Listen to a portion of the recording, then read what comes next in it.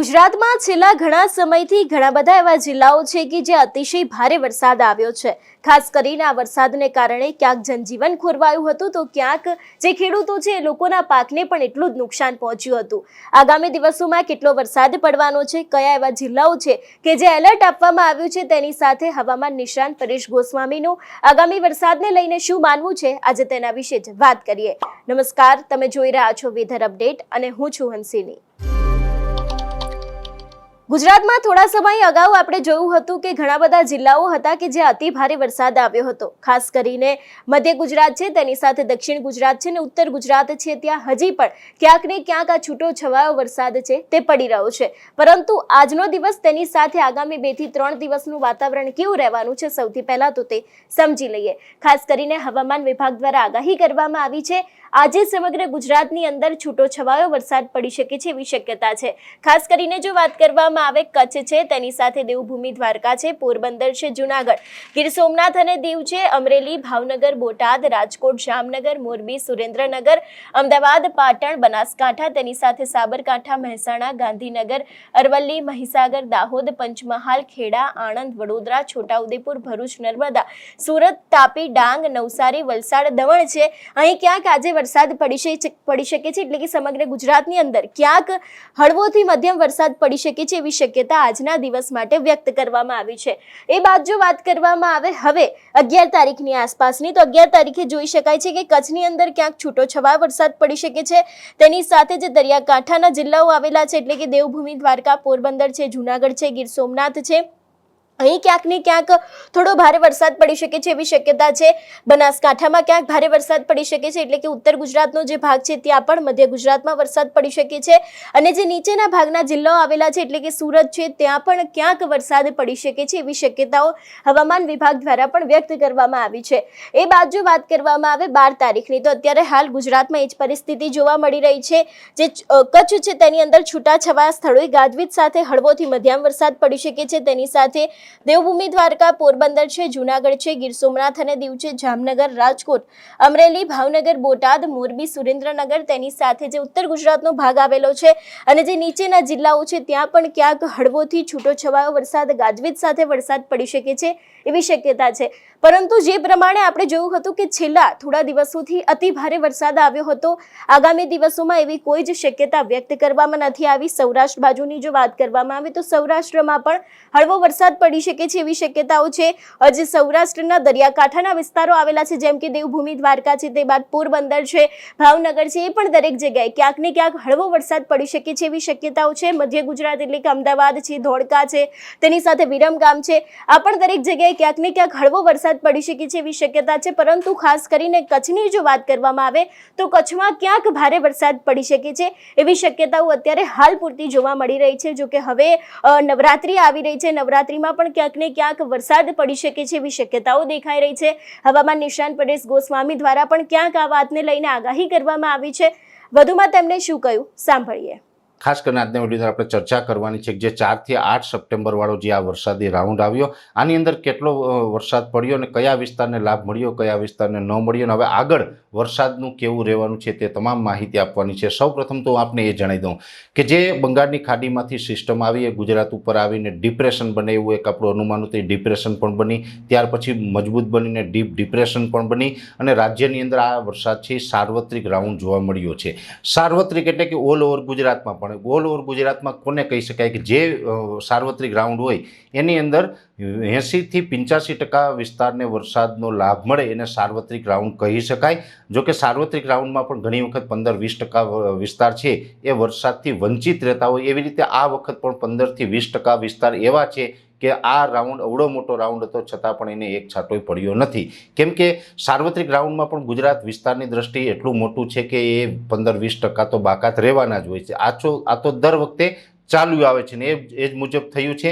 ખાસ કરીને આ રાઉન્ડની અંદર આપણું જે અનુમાન હતું કે ભારેથી અતિ ભારે વરસાદ પડશે, એ જ મુજબના ભારેથી અતિ ભારે વરસાદ પણ નોંધાયા। ખાસ કરીને બનાસકાંઠા હોય, સાબરકાંઠા, વાવ, થરાદ જિલ્લો છે, અથવા તો મહેસાણા અને પાટણ જિલ્લાના અમુક વિસ્તારની અંદર 5 થી 10 ઇંચ, તો કોઈ વિસ્તારની અંદર ઉત્તર ગુજરાતમાં 12 થી 15 ઇંચ અને 1-2 સેન્ટરમાં 15 ઇંચ કરતાં પણ વધારે વરસાદ નોંધાયા છે. જોકે આ સૌરાષ્ટ્ર, કચ્છ, ઉત્તર ગુજરાત, મધ્ય ગુજરાત અને દક્ષિણ ગુજરાત એમ તમામ જગ્યાએ ખૂબ સારા વરસાદ નોંધાયા છે. જોકે આપણું એક સાર્વત્રિક વરસાદનું અનુમાન હતું, એમાં જે આપણે જિલ્લા વાઇઝ માહિતી આપતા હતા એમાં થોડુંક પ્લસ માઇનસ થતું હોય છે. આ રાઉન્ડની અંદર પણ આપણું એક પ્લસ માઇનસ થયું છે. પ્લસ માઇનસ એવું થયું છે કે આ રાઉન્ડની અંદર આપણે સૌરાષ્ટ્રના અમુક જિલ્લાના જે નામ જણાવતા હતા, જેમાં ગીર સોમનાથ, જૂનાગઢ, અમરેલી અને ભાવનગર, આ 4 જિલ્લાની અંદર પણ ભારેથી અતિ ભારે વરસાદ પડે એવું એક આપણું આંકલન હતું, અનુમાન હતું. પણ આ 4 જિલ્લાની અંદર ભારેથી અતિ ભારે વરસાદ નથી પડ્યો, સામાન્ય વરસાદ પડ્યો છે. આ સત્ય હકીકત છે, એ આપણે સ્વીકારવી પડે. એટલે કે આપણું પ્લસ માઇનસ થતું હોય, અહીંયા થોડુંક આપણું પ્લસ માઇનસ થયું છે. બાકીના વિસ્તારોની અંદર આપણું જે અનુમાન હતું એ મુજબના સારા વરસાદો પણ પડ્યા છે. ખાસ કરીને દક્ષિણ ગુજરાત હોય, મધ્ય ગુજરાત હોય, ઉત્તર ગુજરાત હોય, કચ્છની અંદર પણ અત્યાર સુધી વરસાદનું પરફોર્મન્સ નબળું હતું, ત્યાં પણ ખૂબ સારો વરસાદ વરસી ચૂક્યો છે. અને હવે આગળની વાત કરવા જઈએ તો આજે 8 તારીખ છે. આજે આ રાત્રે આ રાઉન્ડ પૂર્ણ ગણવાનો. અત્યારે વરસાદી સિસ્ટમ છે એ હવે ધીમે ધીમે નબળી પડી રહી છે, અને જે કચ્છ અને ઉત્તર ગુજરાતના ભાગો ઉપર જે સક્રિય હતી એ સિસ્ટમ હવે ધીમે ધીમે પાકિસ્તાન તરફ ખસી રહી છે. આવનારા સમયમાં એટલે કે લગભગ 24 કે 48 કલાકની અંદર આ સિસ્ટમ છે એ પાકિસ્તાનમાં ઉત્તર પશ્ચિમ દિશામાં ધીમે ધીમે ગતિ કરી અને લાગી રહ્યું છે કે કરાચી ઉપર આવશે, અને કરાચી ઉપર થઈને પછી અરબ સાગરમાં પશ્ચિમ દિશામાં આગળ નીકળે તેવું એક અનુમાન છે. એટલે હવે ધીમે ધીમે આ સિસ્ટમ છે એ ગુજરાતથી દૂર થતી જશે.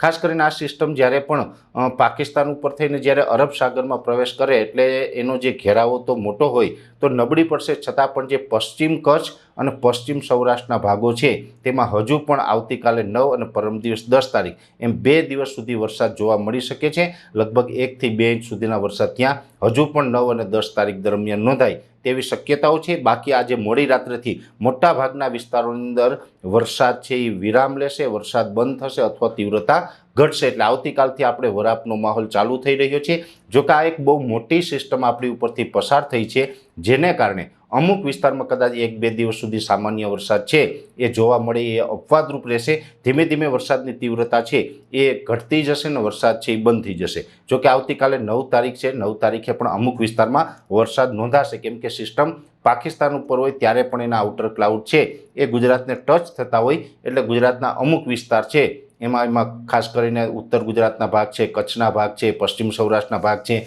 એમાં હજુ પણ આવતીકાલે વરસાદ જોવા મળી શકે. બાકી હવે ધીમે ધીમે વરસાદમાંથી રાહત મળશે.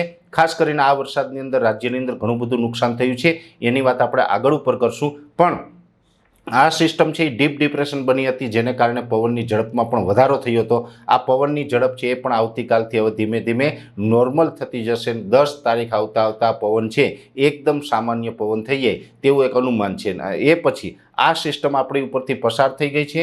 હવે હમણાં કોઈ વરસાદનો નવો રાઉન્ડ આવે તેવું 2-5 દિવસની અંદર નથી. એટલે કે આ રાઉન્ડ પૂર્ણ થયો છે, પણ એનો મતલબ એવોય નથી કે 2025નું ચોમાસું પૂર્ણ થયું છે. હજુ પણ લગભગ 15 થી 20 સપ્ટેમ્બર વચ્ચે વરસાદનો એક રાઉન્ડ આવી શકે છે. જો કે એ રાઉન્ડ છે એ સાર્વત્રિક નહીં હોય. ગુજરાતના લગભગ 40 થી 50% વિસ્તારને એ વરસાદનો લાભ મળી શકે છે. જો કે એ સિસ્ટમ આવશે અને એ પરિસ્થિતિનું નિર્માણ થશે ત્યારે ચોક્કસથી અમારા તરફથી માહિતી આપવામાં આવશે. ખાસ કરીને આ વિડીયોની અંદર આપણે એ જ જણાવવાનું હતું કે સાર્વત્રિક વરસાદનો રાઉન્ડ આવ્યો, રાજ્યભરના દરેક વિસ્તારોને આ વરસાદનો લાભ પણ મળ્યો છે. પણ ખાસ કરીને આપણું જે અનુમાન હતું ગીર સોમનાથ, જૂનાગઢ, અમરેલી અને ભાવનગર, આ 4 જિલ્લાની અંદર આપણું અનુમાન થોડુંક રોંગ પણ ગયું છે. પણ મેં આપને જણાવ્યું એમ કે એવડી મોટી સિસ્ટમો એમાં ઘણી વખત 2-5% વેરિએશન છે એ આપણે આવતું જ હોય છે ને એ આમાં અંદર જોવા પણ મળ્યું છે. સત્ય તો એ છે કે સત્ય સ્વીકારવું એ જ મહત્વનું છે. બાકી તો બધું કુદરતના હાથમાં હોય છે. આપણે તો ટેકનોલોજીના માધ્યમથી ખાલી પ્રિડિક્શન કરી શકીએ, બાકી આપણા હાથમાં કશું જ હોતું નથી. એટલે અત્યારે જે કંઈ ખેડૂત ભાઈઓના નુકસાન થયું છે એના વિશે આપણે આગળ ઉપર વાત કરશું કે આ અતિવૃષ્ટિમાં ક્યાં ક્યાં નુકસાન ગયું છે.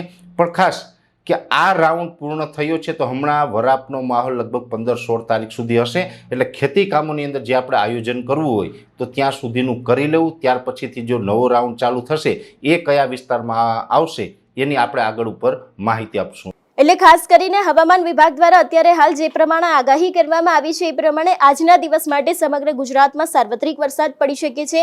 એ બાદના દિવસોમાં ક્યાંક ને ક્યાંક સૌરાષ્ટ્રમાં છે, તે બાદ મધ્ય ગુજરાત છે, દક્ષિણ ગુજરાત છે, ઉત્તર ગુજરાત છે, અહીં પણ ક્યાંક છૂટોછવાયો વરસાદ પડી શકે છે એવી શક્યતાઓ અત્યારે હાલ પૂરતી જોવા મળી રહી છે. તમારું શું માનવું છે આ વિષયને લઈને અમને કમેન્ટ કરીને ચોક્કસ જણાવજો. તેની સાથે અમારી ચેનલ નિર્ભય ન્યૂઝને લાઇક, શેર અને સબસ્ક્રાઇબ કરવાનું ભૂલશો નહીં. નમસ્કાર.